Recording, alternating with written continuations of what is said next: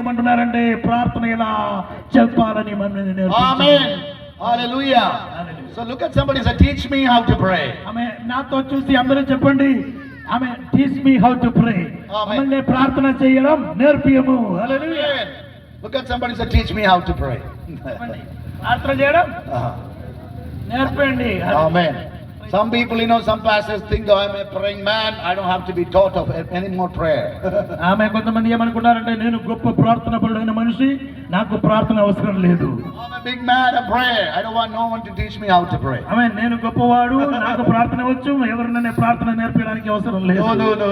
No. అట్లా కాదమ్మా. No matter how big we are. ఆమె ఎంత గొప్పవారు కావచ్చు మీరు. Every day. ఆమె ప్రతిదినము. We all need to start a prayer. మీరందరూ ఆ ప్రార్థన చేయడం మొదలు పెట్టాలి. Amen. Without start a prayer. ఆమె ప్రార్థన చేయకుండా Not a good day. ఆమె ఆ రోజు మీకు మంచి రోజు కాదు. Every day bad day. ఆమె ఆ రోజు మీకు వేస్ట్ రోజుగా ఉండొచ్చు. Praying is important. ప్రార్థన అనేది చాలా important. Amen. Hallelujah. All pastors, I challenge you to pray and start your day. ఆమె ప్రతి ఒక్క అయ్యగాళ్ళతో నేను మనస్ఫూర్తిగా చెప్తున్నాను, మీ యొక్క దినము ప్రార్థనతో మీరు మొదలు పెట్టండి. All children, I pray. I tell you, pray and start your school. ఇక్కడ కూడి వచ్చిన వారి ప్రతి ఒక్క దేవుని యొక్క బిడ్డలతో నేను చెప్తున్నాను, మీ యొక్క రోజు ప్రార్థనతో మీరు మొదలు పెట్టండి.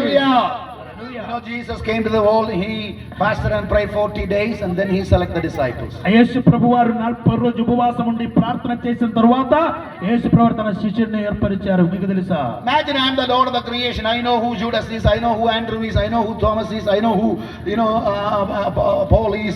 I don't have to pray and elect the disciples. సర్వం తెలిసిన వారైనటువంటి సర్వజ్ఞాని అయినటువంటి దేవునికి తెలుసు యూదా ఎవరు, పేతురు ఎవరు, ఆమె యోహాను ఎవరు అని తెలుసు, కానీ ఎందుకు వాళ్ళ కోసం ప్రార్థన చేయాలి? Still he prayed and selected his disciples. అని వాళ్ళని సెలెక్ట్ చేసే ముందు యేసు ప్రభువారు ప్రార్థన చేశారు.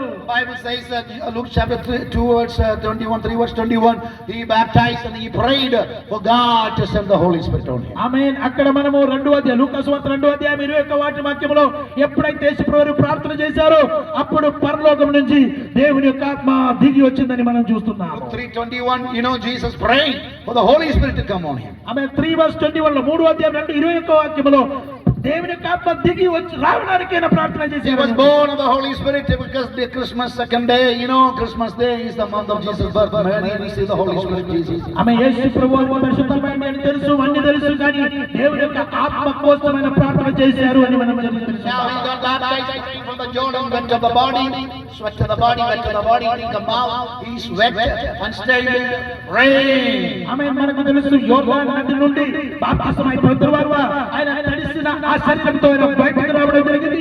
బయటకు వచ్చినాక ఆయన ఆగలేదు, ఆయన ప్రార్థన చేయడం మొదలు పెట్టారు.